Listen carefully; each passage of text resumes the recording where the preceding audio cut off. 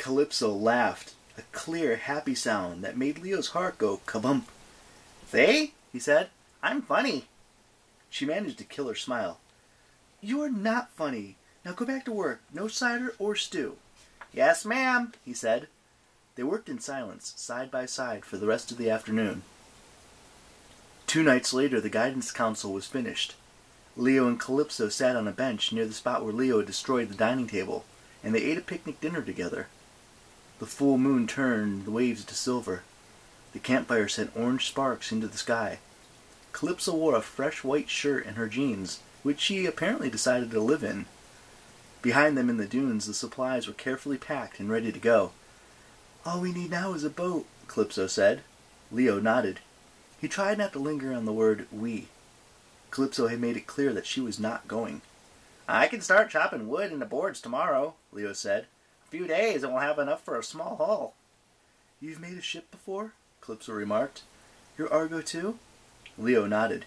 He thought about all those months that he'd spent creating the Argo 2.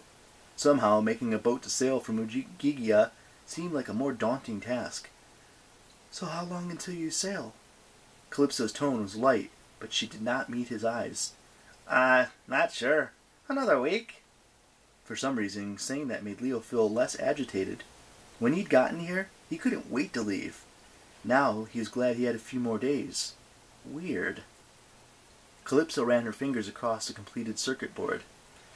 "This took so long to make." "You can't rush perfection." A smile tugged at the edge of her mouth. "Yes, but will it work?" "Getting out, no problem," Leo said. "But to get back, I'll need Festus and—" "What?" Leo blinked. "Festus, my bronze dragon. Once I figure out how to rebuild him, I'll—" "You told me about Festus," Calypso said.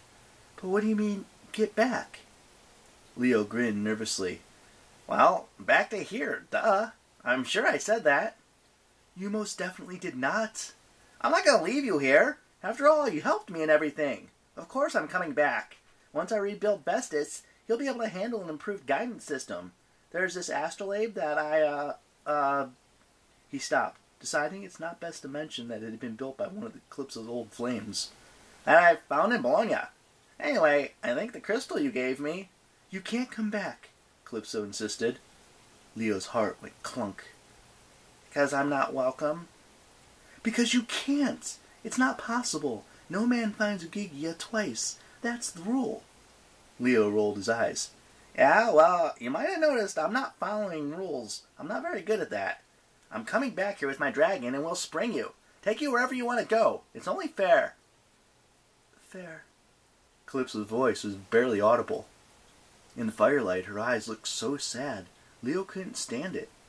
Did she think he was lying to her just to make her feel better? He considered it, given that he would not come back and free her from the island.